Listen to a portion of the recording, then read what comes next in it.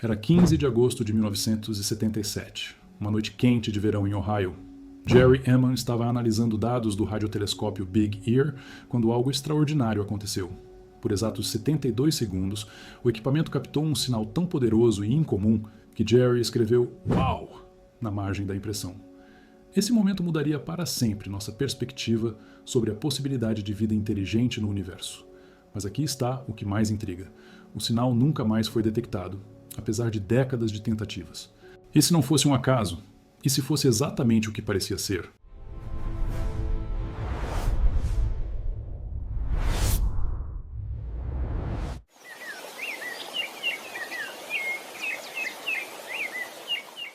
Você já parou para pensar na imensidão absurda do cosmos? Nosso universo tem 13,8 bilhões de anos. Isso significa que enquanto a Terra ainda nem existia, já havia trilhões de oportunidades para a vida surgir em outros lugares. Nossa galáxia, a Via Láctea, abriga cerca de 200 bilhões de estrelas. E cada uma dessas estrelas pode ter planetas orbitando ao seu redor. As estimativas mais conservadoras apontam para bilhões de mundos potencialmente habitáveis só na nossa vizinhança cósmica. Pense nisso. Em 2023, descobrimos 2 exoplanetas a apenas 16 anos-luz da Terra, localizados na zona habitável de sua estrela. A água já foi identificada em diversos mundos distantes. Os elementos essenciais à vida, carbono, hidrogênio, oxigênio, nitrogênio e fósforo, estão espalhados por todo o universo. A matéria-prima está lá, o tempo mais do que suficiente também. Então, onde diabos está todo mundo? Esta pergunta atormentou a mente brilhante de Enrico Fermi em 1950. Durante um almoço casual no Laboratório Nacional de Los Alamos, o físico italiano soltou a questão que definiria décadas de pesquisa científica. Onde está todo mundo? Nascia assim o famoso paradoxo de Fermi. Se o universo está repleto de possibilidades para a vida, se temos bilhões de anos de vantagem temporal, se os ingredientes estão disponíveis em abundância, por que o cosmos permanece em silêncio absoluto? Vamos colocar isso em perspectiva. Há apenas 200 anos, a humanidade mal conhecia a eletricidade. Hoje, enviamos sondas para os confins do sistema solar, manipulamos genes, criamos inteligência artificial e nos comunicamos instantaneamente com qualquer pessoa no planeta. Se uma civilização tivesse apenas 1000 anos de vantagem sobre nós, imagine o que seria capaz de fazer. E se tivesse 1 milhão de anos de vantagem? Ou 1 bilhão? Aqui entra uma possibilidade que vai fazer você questionar tudo o que acredita sobre nossa posição no universo. Em 1973, o radioastrônomo John Ball propôs algo que ficou conhecido como a hipótese do zoológico. Segundo essa teoria, civilizações alienígenas avançadas não apenas sabem da nossa existência, como nos observam atentamente. Mas assim como nós criamos reservas naturais para proteger espécies em desenvolvimento, eles estabeleceram uma espécie de zoológico galáctico ao nosso redor. Imagine a cena. Você é um pesquisador estudando chimpanzés na floresta. Você os observa de longe, toma notas sobre seus comportamentos, documenta sua evolução social. Mas não interfere. Não se apresenta aos chimpanzés porque isso contaminaria o experimento natural. Não oferece tecnologia avançada porque isso alteraria completamente o curso natural do desenvolvimento deles. Você simplesmente observa, fascinado, enquanto eles lentamente descobrem ferramentas, desenvolvem comunicação complexa e começam a questionar o mundo ao seu redor. E se nós formos os chimpanzés dessa história? Pense nos padrões estranhos que observamos no cosmos. Por que tantos fenômenos inexplicados acontecem justamente quando começamos a desenvolver tecnologia de detecção?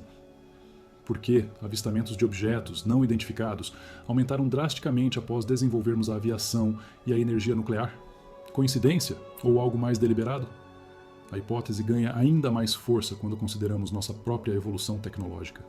Em poucos séculos, saltamos de carroças puxadas por cavalos para estações espaciais. Desenvolvemos armas capazes de destruir toda a vida no planeta. Criamos sistemas de comunicação que atravessam o globo em milissegundos. E agora estamos às portas da inteligência artificial verdadeira. Para observadores externos, deve ser um espetáculo e tanto. Mas existe uma variação ainda mais perturbadora dessa teoria, a hipótese do laboratório. Nessa versão, não somos apenas animais em exposição, mas cobaias em um experimento controlado. Nossa evolução, nossos avanços tecnológicos, até mesmo nossos conflitos podem estar sendo cuidadosamente monitorados e, quando necessário, sutilmente direcionados. Aqueles momentos na história em que a humanidade esteve à beira da autodestruição, mas inexplicavelmente se afastou do precipício. Seriam intervenções discretas? Durante a crise dos mísseis de Cuba em 1962, o mundo esteve a minutos de uma guerra nuclear total. Oficiais russos e americanos relataram falhas misteriosas em sistemas de comunicação justamente nos momentos mais críticos, forçando uma pausa que permitiu negociações de última hora. Coincidência? Ou alguém estava controlando os botões de forma que não percebêssemos, e se formos ainda mais longe na toca do coelho? A hipótese da simulação sugere que nossa realidade inteira pode ser uma construção digital avançada. Somos personagens conscientes em um videogame cósmico, vivendo nossas vidas sem saber que cada átomo, cada pensamento, cada descoberta científica é processada por computadores inimaginavelmente poderosos. Nossos observadores não estão do lado de fora do zoológico. Eles estão do lado de fora da própria realidade. Mas talvez a explicação mais aterrorizante de todas seja o grande filtro. Essa teoria propõe que existe um obstáculo evolutivo tão devastador que praticamente todas as civilizações inteligentes são destruídas antes de conseguir se expandir pelo cosmos. E aqui está o que te deixará acordado esta noite. Não sabemos se esse filtro está no nosso passado ou no nosso futuro. Se estiver no passado, somos incrivelmente sortudos por ter sobrevivido. Talvez o salto de vida simples para a vida complexa seja quase impossível. Talvez o desenvolvimento de inteligência seja um acidente cósmico raro. Nesse caso, podemos estar sozinhos não porque somos ignorados, mas porque somos únicos. Mas se o grande filtro estiver à nossa frente, então toda civilização que chega ao nosso nível de desenvolvimento está condenada.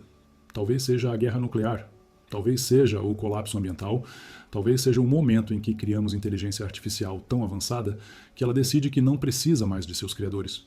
Talvez seja algo que ainda nem conseguimos imaginar. Olhe ao seu redor. Nossa espécie dominou o planeta em apenas algumas centenas de milhares de anos. Desenvolvemos tecnologias capazes de detectar sinais de outros mundos. Estamos literalmente procurando por nossos vizinhos cósmicos. Mas ao mesmo tempo, estamos aquecendo o planeta a níveis perigosos, desenvolvendo armas cada vez mais destrutivas e criando sistemas de inteligência artificial que nem seus próprios criadores conseguem controlar completamente. Estamos caminhando em direção ao grande filtro agora mesmo? Aqui está um pensamento que vai te assombrar. E se o silêncio do cosmos não for sobre ausência, mas sobre prudência? E se civilizações avançadas aprenderam que anunciar sua presença é um convite para a extinção? Imagine uma galáxia povoada por bilhões de espécies inteligentes, todas se escondendo umas das outras, porque sabem que visibilidade equivale a vulnerabilidade. Nesse cenário, o universo não está vazio, está repleto de civilizações sussurrando nas sombras, observando, analisando, mas nunca se revelando. E nós, com nossos sinais de rádio e televisão vazando para o espaço há décadas, somos como crianças gritando em uma floresta cheia de predadores. Mas vamos voltar à hipótese do zoológico por um momento. Se realmente estamos sendo observados, o que isso significa para nós? Será que nossos observadores estão esperando que alcancemos um determinado nível de maturidade antes de fazer contato? Um teste cósmico de civilização? Pense nos marcos da nossa evolução recente. Descobrimos a estrutura do DNA. Pisamos na Lua. Desenvolvemos a internet. Sequenciamos genomas. Detectamos ondas gravitacionais. Cada avanço é como passar de fase em um jogo cósmico. E talvez, quando finalmente demonstrarmos que podemos resolver nossos próprios problemas, guerra, pobreza, destruição ambiental, aí sim mereçamos ser promovidos para o próximo nível de consciência universal. Ou talvez já tenhamos falhado no teste. Considere esta possibilidade aterrorizante. E se o contato já aconteceu, mas foi tão sutil que não percebemos?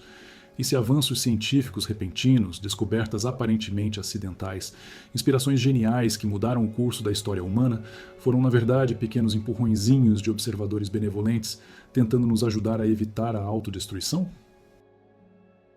A estrutura do benzeno veio a Friedrich Kekulé, em um sonho com uma serpente mordendo a própria cauda. Watson e Crick descobriram a dupla hélice do DNA em um momento de insight quase místico. Coincidências? Ou intervenções disfarçadas de descobertas naturais? Se você fosse um alienígena observando a humanidade do século XXI, o que veria? Uma espécie no limiar da grandeza ou da extinção, capazes de arte sublime e crueldade inimaginável, desenvolvendo tecnologias que podem curar doenças ou criar vírus letais, explorando o cosmos enquanto destroem o próprio planeta. Somos fascinantes e aterrorizantes ao mesmo tempo. O experimento perfeito. Mas aqui está o que mais me intriga sobre toda essa questão. E se não formos os únicos no zoológico? E se existem milhares de mundos como o nosso espalhados pela galáxia, cada um em um estágio diferente de desenvolvimento? Alguns ainda descobrindo o fogo, outros já dominando a energia nuclear. alguns poucos chegando às portas da viagem interestelar. E os observadores estudam todos nós, comparando nossos progressos, aprendendo sobre as infinitas formas que a inteligência pode assumir. Somos parte de uma biblioteca viva de consciência cósmica, cada espécie contribuindo com sua própria perspectiva única sobre o que significa existir. Isso explicaria tanto, porque nunca encontramos evidências definitivas de visitação alienígena, mas sempre há essa sensação persistente de que não estamos sozinhos. Porque tantas culturas antigas ao redor do mundo têm mitos similares sobre deuses que desceram dos céus para ensinar conhecimento? Por que momentos cruciais da nossa história parecem ter sido influenciados por fatores que não conseguimos explicar completamente? Talvez a pergunta não seja onde estão os alienígenas, mas quando eles vão se revelar. E talvez a resposta dependa inteiramente de nós. Se recebêssemos um sinal amanhã, inequívoco e impossível de ignorar, qual seria a sua primeira pergunta aos remetentes? Por que se esconderam por tanto tempo? O que esperam de nós? Estamos sozinhos entre as espécies jovens do universo? Ou talvez algo mais simples? Vocês também sentem medo? Porque, vamos ser honestos, medo é exatamente o que sentiríamos. Medo da nossa própria insignificância cósmica. Medo de descobrir que somos apenas uma nota de rodapé na história galáctica. Medo de que nossos observadores decidam que o experimento chegou ao fim. Mas também sentiríamos algo mais. Esperança. Esperança de que não estamos condenados a repetir os erros de civilizações anteriores. Esperança de que podemos passar no teste, seja lá qual for. Esperança de que um dia, quando estivermos prontos, as grades invisíveis do zoológico se abram e possamos finalmente caminhar entre as estrelas como iguais. Até lá, o silêncio permanece. E esse silêncio também é um dado científico. Talvez o mais importante de todos, porque nos força a confrontar uma realidade fundamental. Até termos certeza de que não estamos sozinhos, precisamos agir como se fôssemos os únicos guardiões da consciência no universo. Cada decisão que tomamos como espécie pode ser a diferença entre nos tornarmos observadores cósmicos ou nos juntarmos ao silêncio eterno das civilizações que não conseguiram superar seus próprios limites. O zoológico pode ser real, mas a responsabilidade pelo nosso futuro continua sendo exclusivamente nossa. E talvez seja exatamente isso que nossos observadores estão esperando que compreendamos.